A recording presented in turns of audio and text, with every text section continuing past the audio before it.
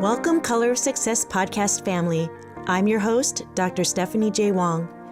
Check out my memoir, Cancel the Filter, Realities of a Psychologist, Podcaster, and Working Mother of Color, where I share my experiences in the realm of mental health, both professionally and personally. Color of Success podcast is streaming on all your favorite platforms and socials. Whether you're on the go or comfy on the sofa, you can tune in at your own comfort. As you know, we love growing discussions with our guests from our AAPI and ethnic minority communities.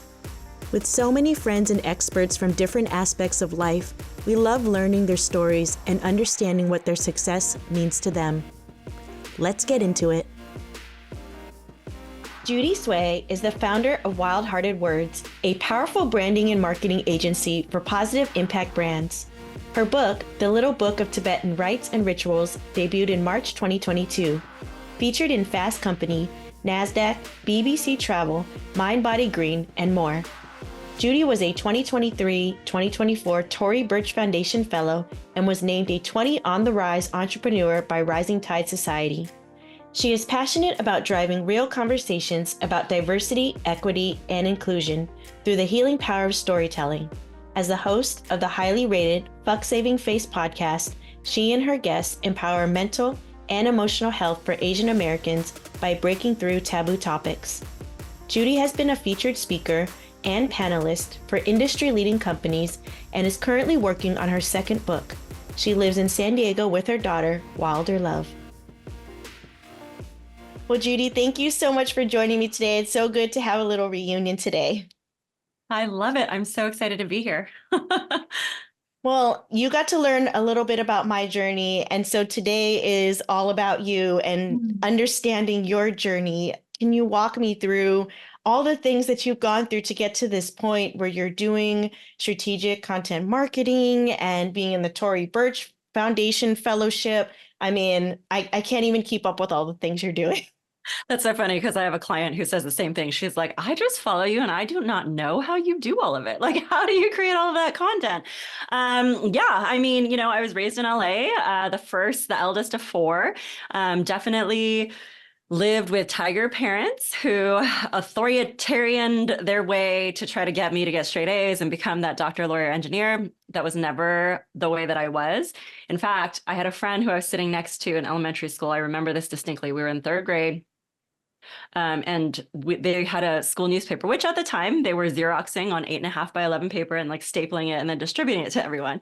And I always knew my friend Charlie was a writer. Like that was what her jam was since we were little. And those were the good old days when we had real paper. Exactly. And then you had the Scholastic book with like the pamphlet They paper. still have those actually. They do. I volunteer, but now it's like a digital whole thing. So I remember she shared with me something that she had written and I thought, oh, I could do this.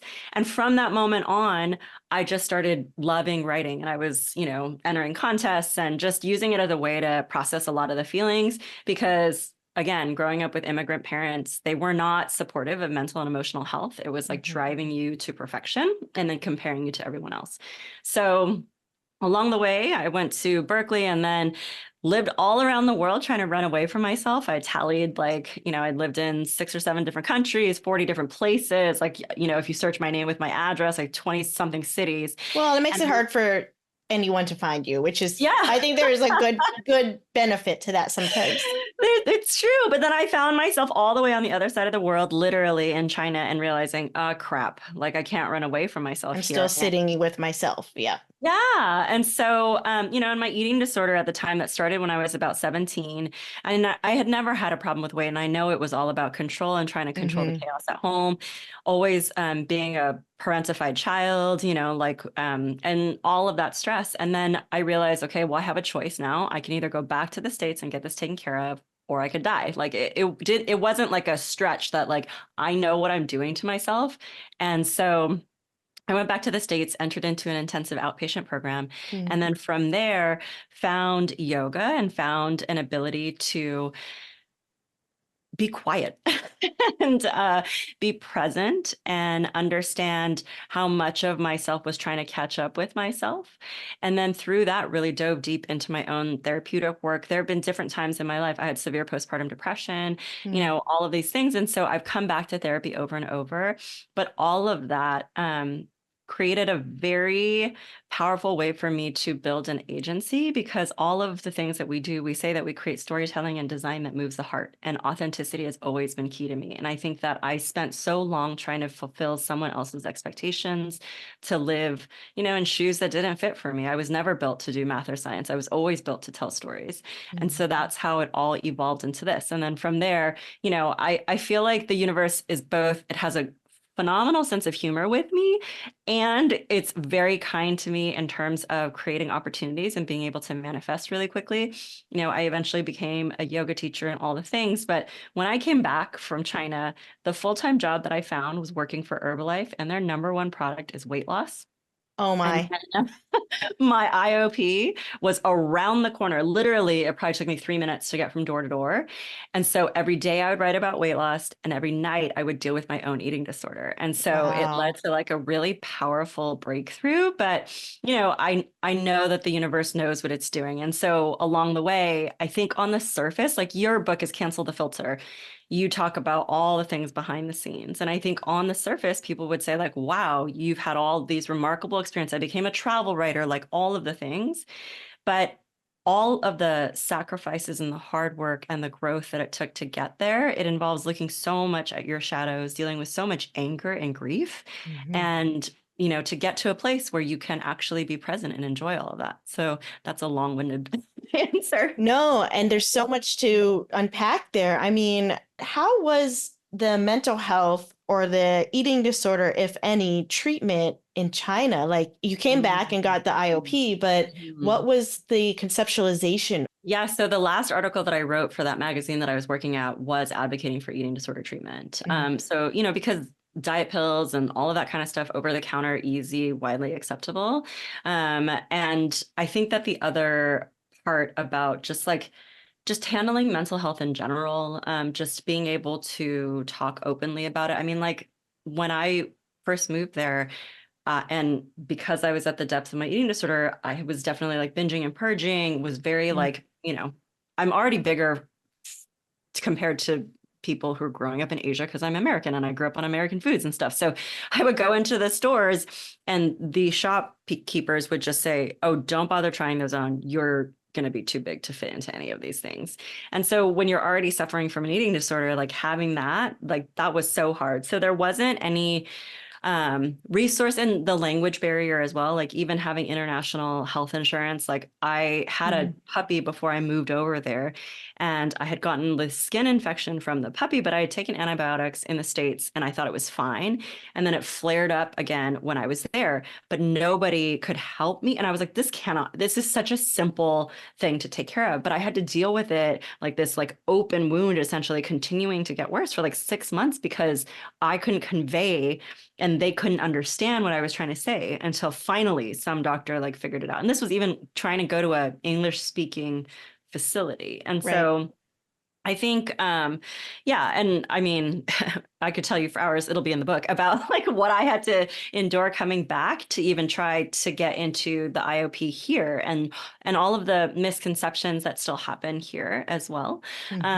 So, but I always advocate, I also say that not one, like you have to do your research to find the right therapist for you. And I also didn't even consider, because I grew up in a predominantly white community, I didn't even consider finding a therapist who was my culture and my background. And so the therapist that I started working with, over the last like year or so, I could switch between Mandarin and English, and she would understand the full depth of what I was trying to say, or even, understanding which order of aunt or uncle that was, like because of Right. how I was saying. Generational. Yeah. Yeah.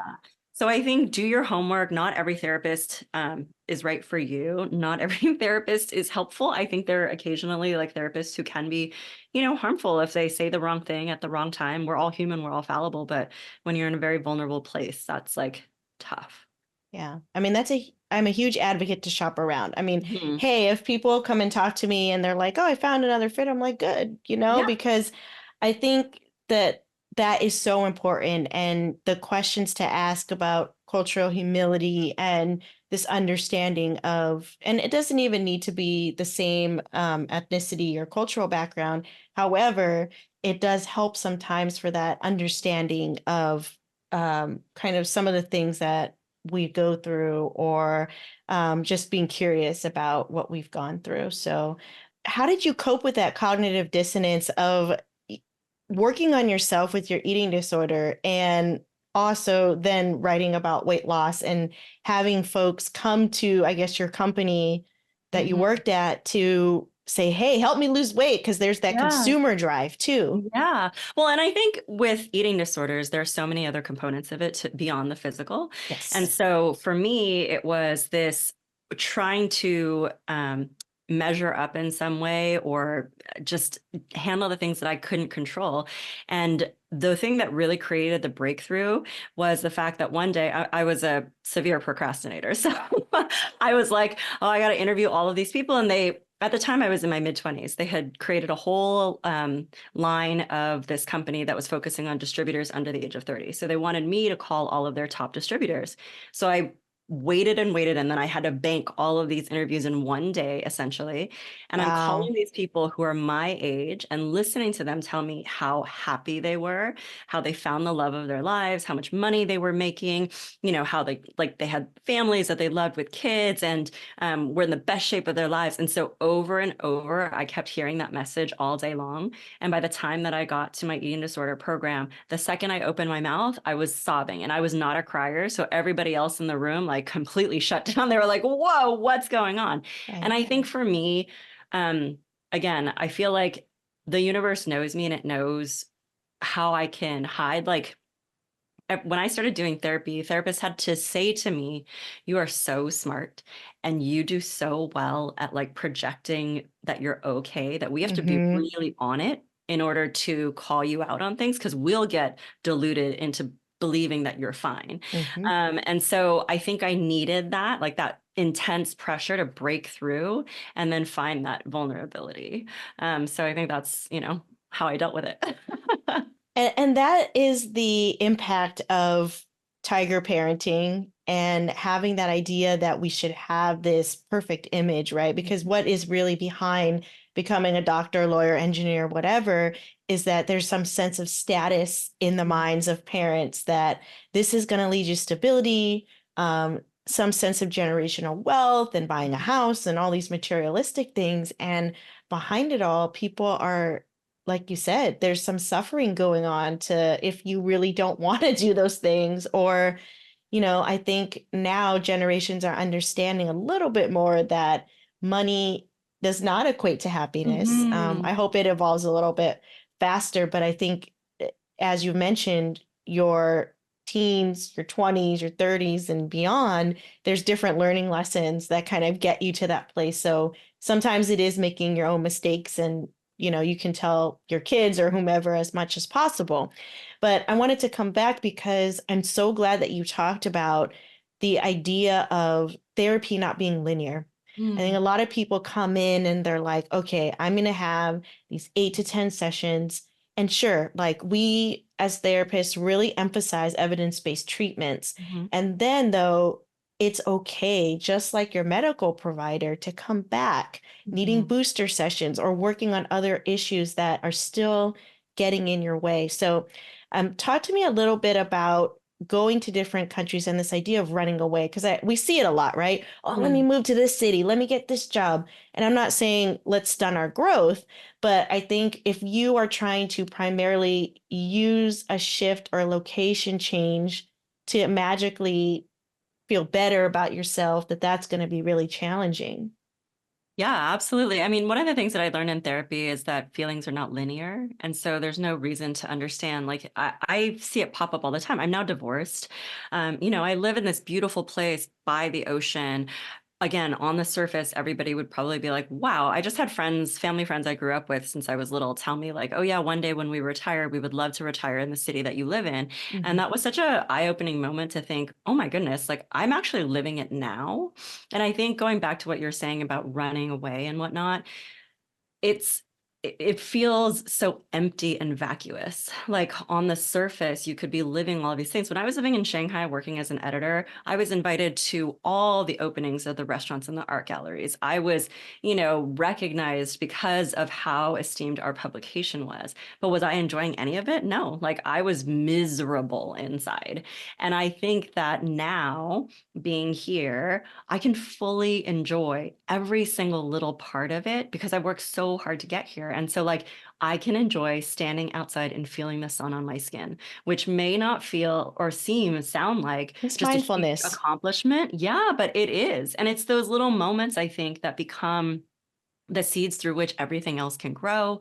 And it makes it so that we're not always having to move the goalpost and achieve over there and try to do more. Not to say like I'm still super driven. I have all of these things that I want to do. But the difference now, and I think this is what comes with maturity and wisdom and doing your Mhm. own work, is that you can be in it, handle the pivots that come along, like being a business owner, all the pitfalls, all the drawbacks, or the big wins and the highs, and you can ride it and enjoy it. And I'll give you this one example of, I'm a business owner so that I can have time freedom. That's one of my core values. I, again, wasn't built to work in like a corporate environment. So I worked really hard to create that. And I'm being the pretty much primary, if not sole provider, financial provider for my daughter. I want to make sure that she has opportunities. And so one of the things that I saw was on Instagram, the blue whales right now are migrating in San Diego and they're huge and it's so beautiful. And so I just spontaneously bought tickets for her and me and my sister who drove down to LA to go. So I'm sitting here being like, we're going to see this once in a lifetime, like huge blue whales coming out of the water. They're 75 feet plus. We're on this boat and I turn and I see my daughter and the catamaran is like a speedboat catamaran. So it's moving pretty fast. And she's just closing her eyes and smiling so big and enjoying the moment, like the feel of the wind on her face and the smell of the sea. And it was kind of overcast and all that. And I turned and I looked at her, and then my sister also noticed it, and she was sandwiched in between us. So my sister like mouthed to me, like, "What is she doing?" And like, she's being happy. She's like so enjoying the moment, and that to me was a million times more worth anything else. Like we saw the whales; they were awesome, but that trumped everything. And to be able to find moments like that I get to share with her, or for me to see how naturally she can do that and to learn from her and think, I can do that too. I can find those moments. It was just being on the boat. It was just feeling your skin, like, and that was what it was. So, yeah. And you have this amazing platform, right? And part of it sounds like it's also motivated to, just like myself, is to show that there are wonderful role models, opportunities.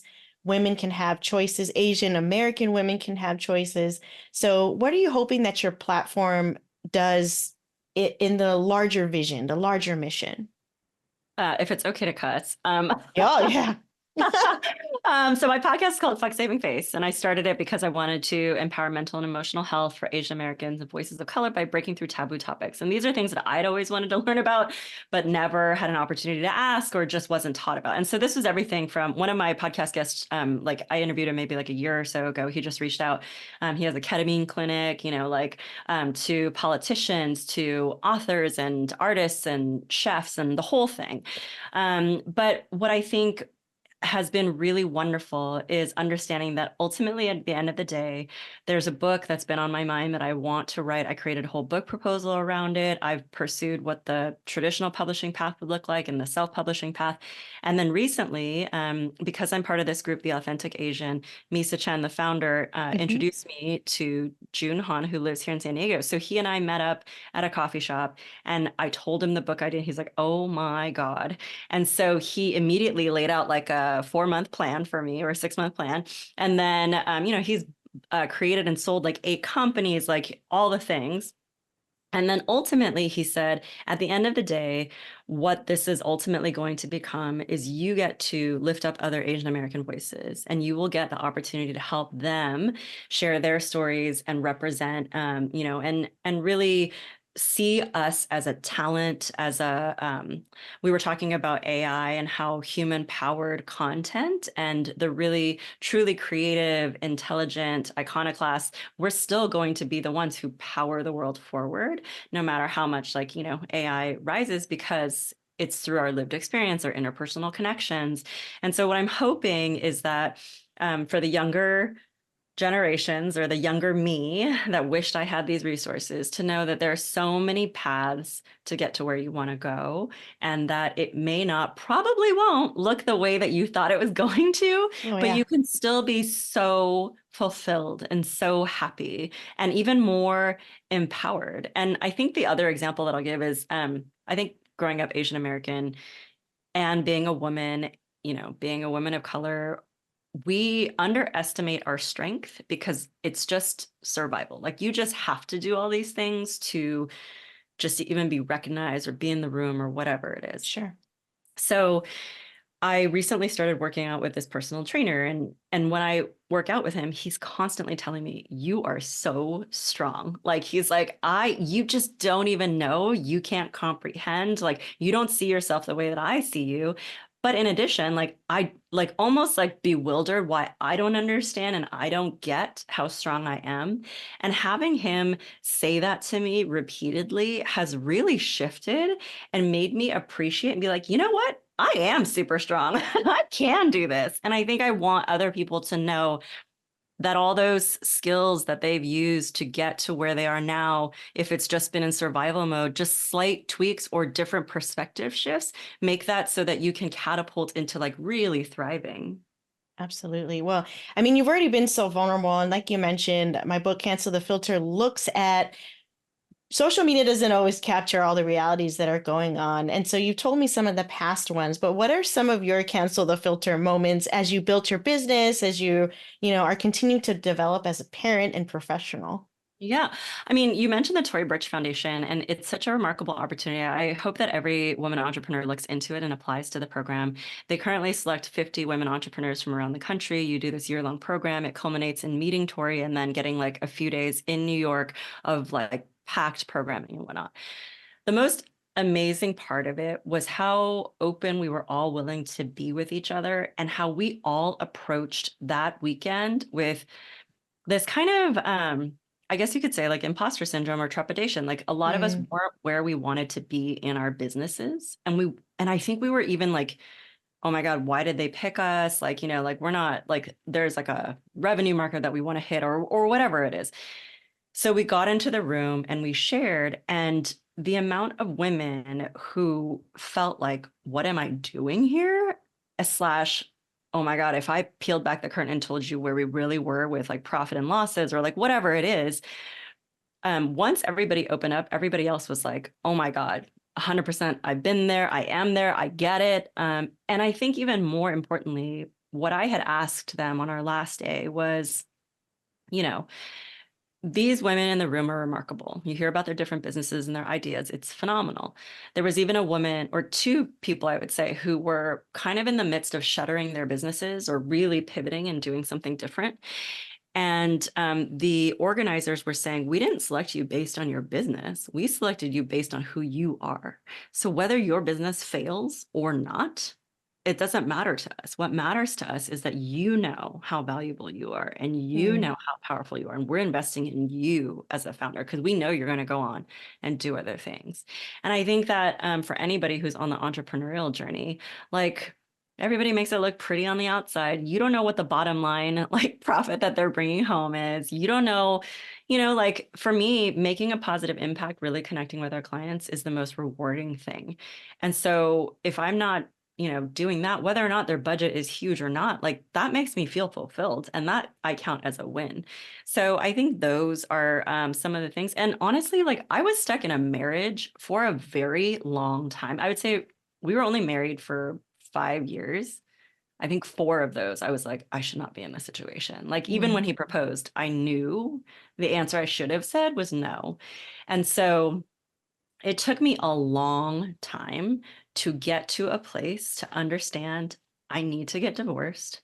This is not failure. In fact, one of my friends is a child therapist, and she said, we as a society and a culture need to redefine what success actually means. Sometimes success in a relationship is calling it. We are complete. We are done. There is no more. I just had that conversation today about my approach to couples therapy. I'm like, people come here and think that therapists should save a relationship, but my goal is really to get both partners on the same page to make a shared decision. And sometimes that means, you know, decoupling and or separating or divorcing. And so, Yes. And I would say, like, but I would wake up every morning with the worst feeling in my body, in my chest. I knew like I was in the wrong place with the wrong person. And, you know, for me, and I have a lot of friends who are now separated or divorced. Some of them had to go through harder journeys in terms of there was nothing quote unquote wrong with the relationship. Like everything seemed okay, but it just was no longer the right fit. For me, it was very apparent this is a very unhealthy situation. I should not be in this situation. And to be able to get to that point, I mean, I had other people who were observing and noticing it before I did. I lost so much weight. Like they're like, when you carry yourself and you talk about your relationship, your whole body shrinks.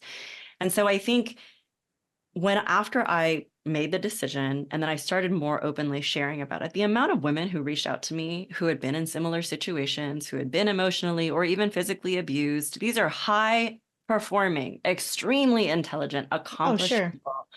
And I was like, oh my God, all of us were going through this alone. And like nobody, you know, you wouldn't like, we're always like smiling and laughing, but no. And so I wished that we could have been more open with that and supported one another and maybe helped get out of these situations faster. And I think that one of the things, if anybody is listening to this and considering it, especially from the perspective of having a child, one of the best things that I was told is your child gets to see different versions of reality at an earlier age than most, where if you stayed together and it was extremely unhealthy, that would have been her version of truth. That would have been what she thought it was supposed to be. But now she gets to see 2 parents living their lives differently and like whatnot. And she gets to understand, wait, if there are 2, there's probably more than 2. And then which one's right for me? And so hearing that was so helpful. Wow.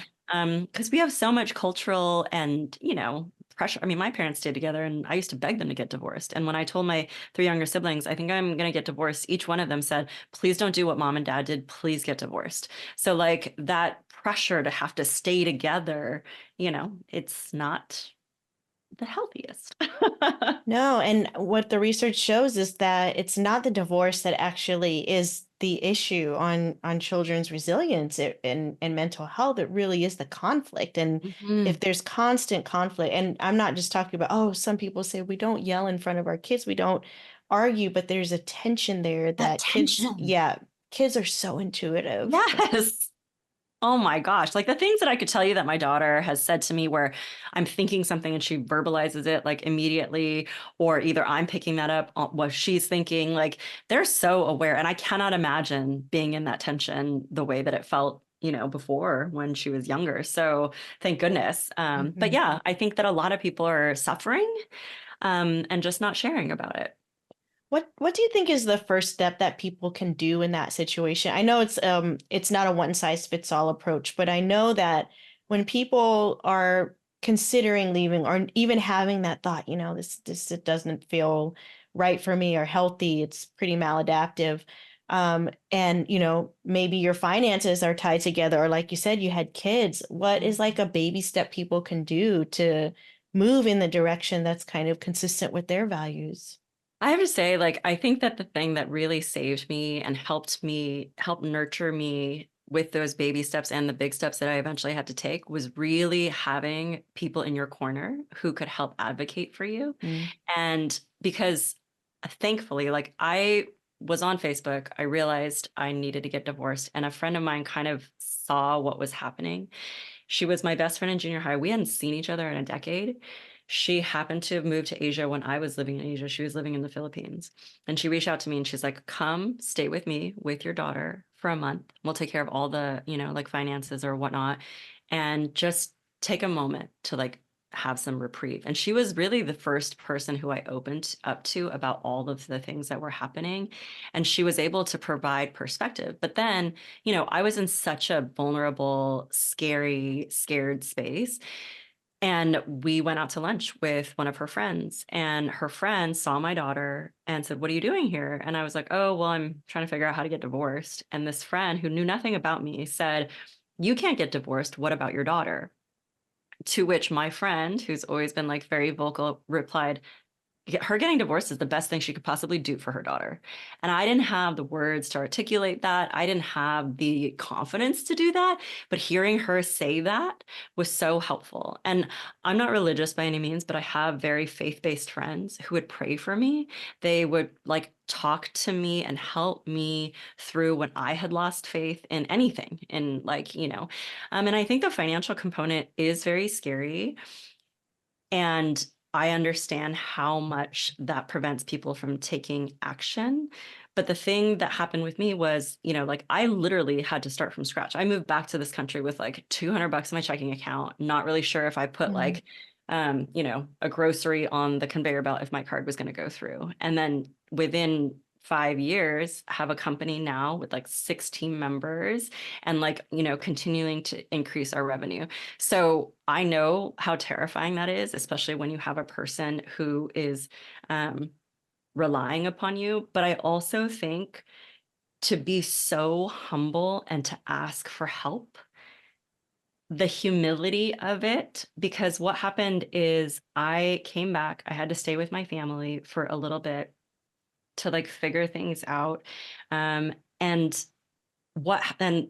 even know that that's like a luxury for a lot of people, but I also had, a mom who watched my eventual ex-husband come pick up my daughter for like, a couple of days of a play day or whatever, be completely dismissive to me, ignore my mom completely.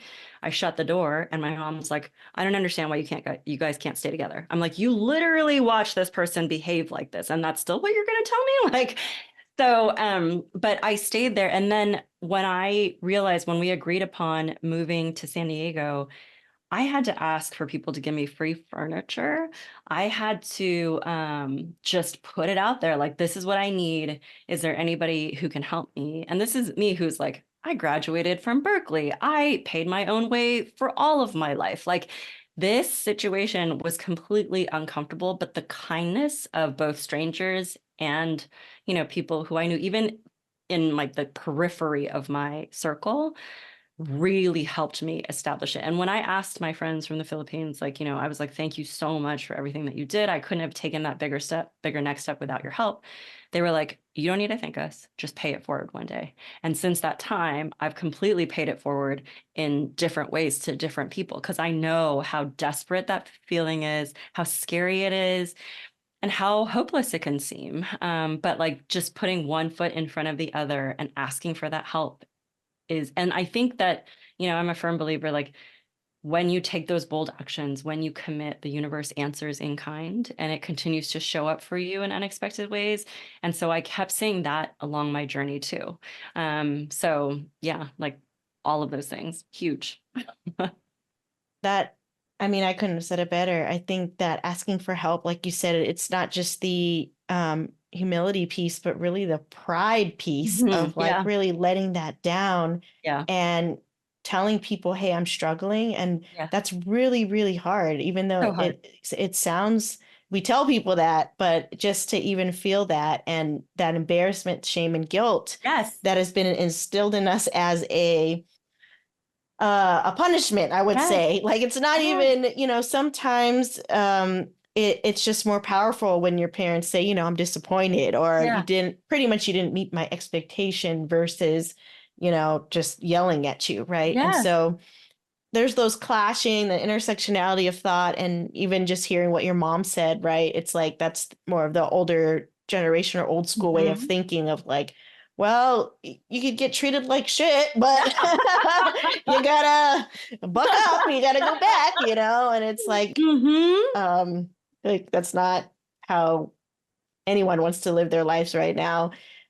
Or some people, and I don't knock people that make different decisions and stay with their partner. And everyone has their own reasons for things. But Mhm. I think the point of what we're really talking about is if you have that gut feeling that it just isn't a good fit, Mhm. make that action plan to really move forward. So I'm really fortunate because I get to ask you the question you ask everyone. But what would you say fuck saving face to?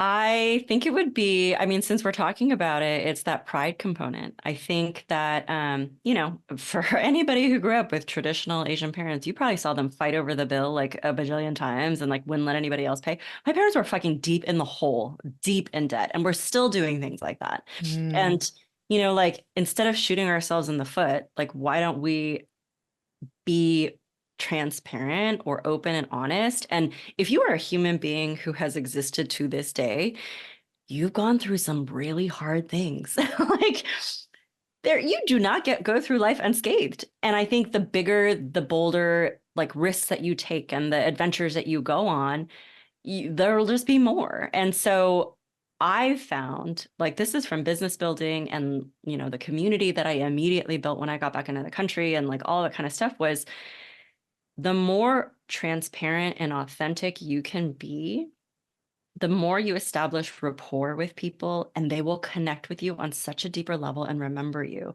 So with all of my clients, I have clients who come back to me. I think the record has been like 20 something years, but like I had a client recently just sign up again and it was like 7 years ago that they had remembered me and like all that kind of stuff. And then so just building that rapport, I'm transparent through and through. They know exactly who I am, who I am on social. Like for the most part, I try to be as open as I can be, and I think that the caveat is just don't j- try not to make your problems someone else's problems. And so like being transparent and open and honest is one thing, making it somebody else's problem is another. And so my whole thing is hurt people, and we can stop intergenerational trauma by like looking at our own stuff and no longer needing to inflict the wounds outward because we're hurting so much. But like, I think that's the thing is to like not hold that pride, to understand we've all felt shameful. We've all felt like guilty and all of the things. We've all hit our own versions of bottoms or hit our own versions of limits. And so like, let's just own up to that. My trainer said that he did this like personal development thing. And he's like, at the end of it, it all just comes down to one thing, which is be authentic. And if you can't be authentic and being inauthentic. Like just always, Be consistent, basically. yeah, be consistent. So, Well, yeah. and I think I watched Jay Shetty and Michelle Obama's interview on his podcast, and she was really saying authenticity and at the same time leading with kindness, right? Is because they were having a discussion of so many people hurt people and say in the name of authenticity. And I think just also coming from a place of kindness of like, I can be authentic and not purposely step on people to get what I want or, to get where I am. I would Yeah. also add, like, I think for a lot of us, like I'm turning 46 next month, and I didn't understand so many of the stories that I had made part of my identity that weren't mine because I was just trying to fit in with the dominant culture or viewing myself through eyes that weren't mine or, all of this kind of stuff. And so it took me this long to start reckoning with different facets of my identity. But the other thing that I hope people understand is like what you were talking about, that Jay Shetty, Michelle Obama, about authenticity. We coming from Eastern cultures are already kind of like ingrained in this high context culture where we do care Yes. about the harmony of everyone. That's not growing up, it probably felt like a real disadvantage, but now they're demonstrating like in different forms of culture building and leadership and all that kind of stuff. That's so important. And that's like a naturally inherent skill that we get to have. Right. So I think being able to shift that story and see those things as gifts, which before they may have been traumatic or they may have been like really hard. Like I always believe that, there's like two sides to that challenge or two sides to the gift, and like which one are you focusing on, and that's what will continue to get you through to the next phase and the next stage. Girl, you don't look 46. So, hey, everyone that's not watching the YouTube part of it, like, you know, now it's going to be curiosity because you're working out, you got your mindfulness going on. So that's like a huge advocate, like poster person for, you know, holistic health. So lastly, I mean, tell us more about your company and how you help clients, and even if you have any tips or advice for the audience and even our show, that would be amazing. I mean, I think a lot of people feel challenged in like, what content do I even create? How do I even build awareness for my business or my purpose, my mission, my brand, whatever it is? And I'm really grateful that the team that I've cultivated, first, it was like attraction based. They all came and found me. We think as creatively as we do strategically and logically, which I also think is a rare find in any sort of like branding or marketing agency, so that you can think about your conversion goals, your strategy, all of that kind of stuff, but then you can do it in a really creative, beautiful, you know, impactful kind of way. And I always feel like we lead with authenticity. So we always really focus on like the heart and everything that's like driven by the heart. I also like to think that like when I was a yoga teacher, because, you know, I've had a bajillion careers. So I was a yoga teacher. And a lot of my friends at the time were going through acupuncture school, or I was learning all these different like theories and things like that. So in Chinese medicine, there's this understanding that when you are conceived, that the first thing to develop is your heart. And that powers you through as you continue to grow and develop in utero. The last thing to really fully develop is your brain. And yet the second that you're born, your brain kicks on and it becomes the thing that guides everything. And so he's like, for all of our lives, we're trying to remember that the heart is the master and the head is the servant. And it's not the other way around. And so in our culture and our society, it always feels safer to think with your head, to do like the logical things. It doesn't feel safer to be authentic, to take risks. But a lot of the work that we do with companies is finding and identifying the opportunities to really create an impactful marketing message that will resonate with your ideal clients, and that it will feel authentic and it will feel good. And I think for a lot of entrepreneurs, and especially if you're a child of immigrants, you were told to, you know, stand down and like not promote yourself and not do all of that stuff. There's so much mindset work that can be done and needs to be done for you to own that. And so one of my fellow Tory Burch Foundation alums, she hired me to help her with her positioning and her messaging. And what always inevitably happens, and I am becoming a neuro-linguistic programming coach along the way, is really figuring out like, what is your mindset? What are you telling yourself? And what needs to shift for you to be able to tell that authentic story? So for her, when I met her in New York, she goes, "You don't even know how much those sessions with you changed my life, because it changed how I saw myself. It gave me the confidence and the words to be able to express what I do and why you should care and why you should invest in this." And this is from a very powerful, like she's already a keynote speaker all around the world. And so to hear that and to understand like that's the trickle effect that happened, that's so incredible. And I love seeing people step into their light. I also feel like just naturally, I always am able to put into words the things that you're trying to say, but may have a harder time being able to articulate. When I used to write articles, people used to email me all the time, like, "Oh my God, this is exactly what I was thinking. Now I can forward this to all my family and be like, see, it's like this, like this is true." And I think the thing is, you know, I have always been intuitive since I was young. One of the things that my family seems to be interestingly connected by is this sense of intuition. We've like shown up at places in LA, a huge city, at the same time unexpectedly. We've bought the same thing. Like it's just, we'll call each other at exactly the same moments. But because I've interviewed thousands upon thousands of people, and with that mindfulness component from being a yoga teacher, when people talk to me, one of the things that happens is I'm actually hearing like what their soul and like their heart is trying to convey. So that's usually what I end up responding to, or that's the thing that I pick up and start asking questions about. And that's what I articulate back to them. And I think that's why people are like, oh my God, how did you see me? How did you know? Because everybody has that. Like your heart is just like trying to like communicate all of the time.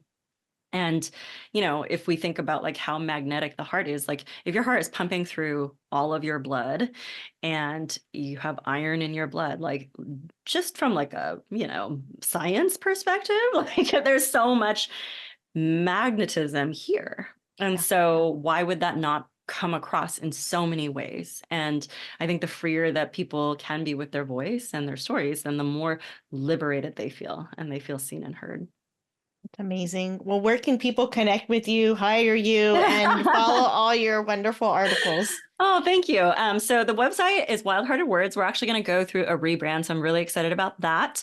You can find me on LinkedIn, Judy Tsuei, and then you can find me on Instagram with the same handle. Thank you so much, Judy, for sharing your words of wisdom and your continual path of growth. And I can't wait to see what you do next. Thank you so much. This was so fun. I'm grateful. Thank you. Thank you for listening. We would love for you to subscribe to the podcast and join our community on all our socials at colorsuccesspodcast.com. Looking forward to you checking out my memoir, Cancel the Filter, Realities of a Psychologist, Podcaster, and Working Mother of Color on Amazon and wherever books are sold. I'd love to hear your Cancel the Filter moments.